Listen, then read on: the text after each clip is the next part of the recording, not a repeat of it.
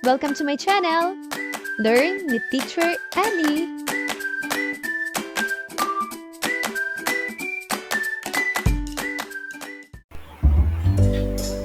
Filipino, Grade 4, Quarter 1, Ikapitong Linggo. Unang araw. Ating tatalakayin ang tekstong impormatibo, bahagi ng aklat. Ngayon mga bata, pagmasdan ang mga larawan sa ibaba. Ano-ano ang mga larawang makikita? Kailan tayo kumukonsulta o gumagamit ng mga ito?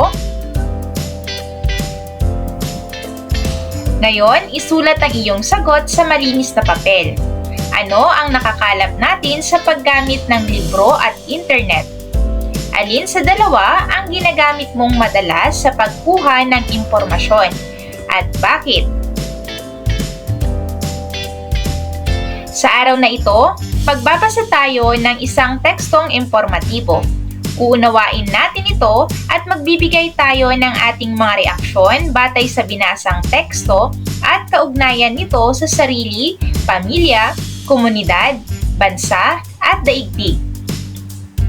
At aktibo tayong makikilahok sa talakayan at mga gawain sa aralin. Ngayon mga bata, bakit mahalagang may alam tayo sa mga nangyayari sa ating paligid? At paano tayo magkakaroon ng kaalaman sa mga nangyayari sa ating paligid?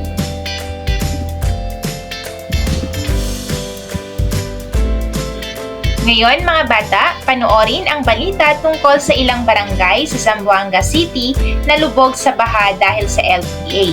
Mga residente inilikas.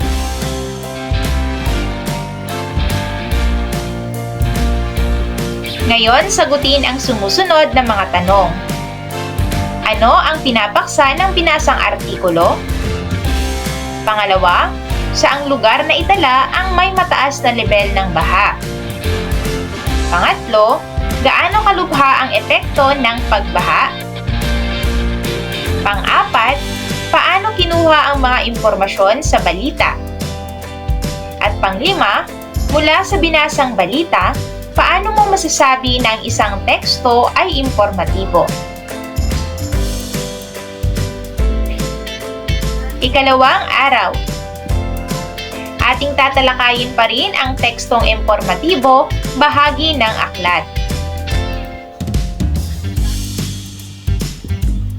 Ngayon, gamit ang estratehiyang tiket papasok, nipabahagi ang mga naaalalang mahalagang kaalaman na natutunan sa nakaraang aralin.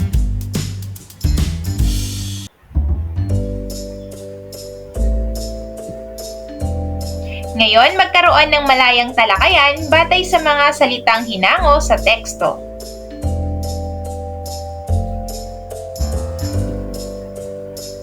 Tukuyin kung wasto ang nakasulat sa pangalan sa bawat hanay.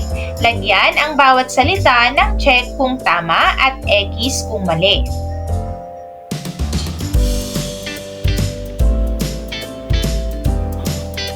Pumili ng isang pangalan sa bawat hanay sa itaas at gamitin ito sa sariling pangungusap.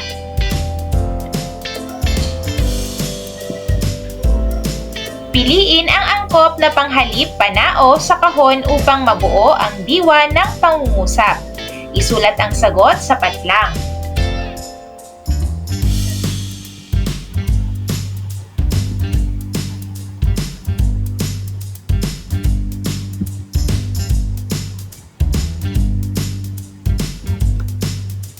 Ngayon naman, gamitin sa sariling pangungusap ang sumusunod na panghalip panao.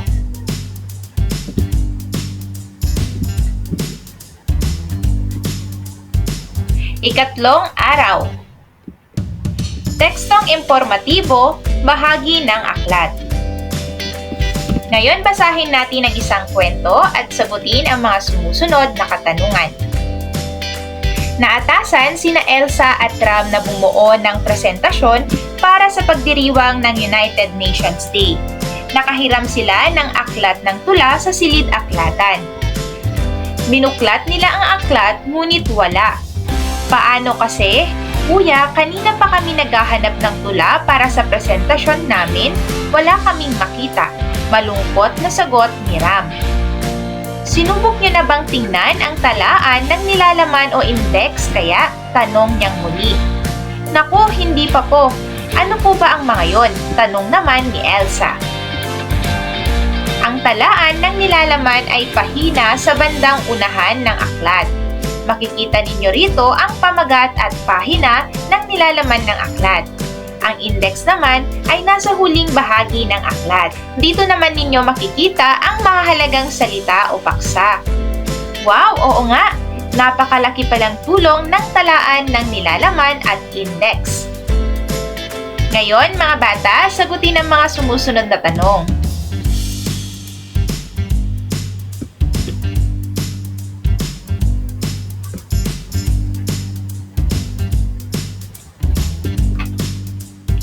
Tukuyin kung anong bahagi ng aklat ang makikita sa larawan.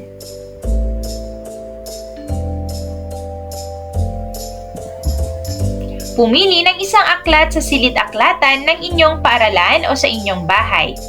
May bahagi ba ang aklat na wala sa mga larawan sa itaas? Ano ang tawag sa bahagi o mga bahagi ito?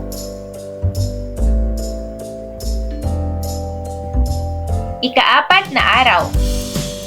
Tekstong impormatibo, bahagi ng aklat. Pumili ng isang aklat sa silid-aklatan ng inyong paaralan o ng inyong bahay. Nakalista sa ibaba ang iba't ibang bahagi ng aklat. Lagyan ng check ang bawat bilang kung nahanap mo ito sa aklat na iyong pinili.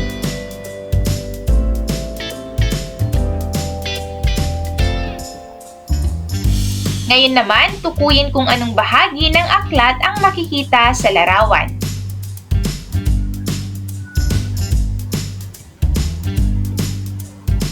Ika-5 araw. Tekstong impormatibo, bahagi ng aklat. Mga bata, ano nga ulit ang ibig sabihin ng tekstong impormatibo? Ang mga pangalan at panghalip panao, at ano ang mga bahagi ng aklat? Ngayon, sagutin ang sumusunod na tanong. Alin sa dalawa ang ginagamit mong madalas sa pagkuha ng impormasyon? Bakit? Ipaliwanag ang iyong sagot. Magbigay ng isang halimbawa ng pangalan sa bawat kategorya sa ibaba. Maaaring gumamit ng pangalang pantangi o pangalang pampalana. Bilugan ang lahat ng panghalip na panao sa bawat pangungusap.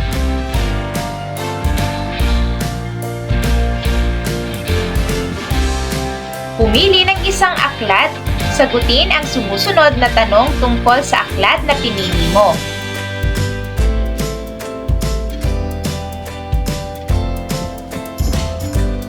Mahusay mga bata! End of week 7. Thank you for watching!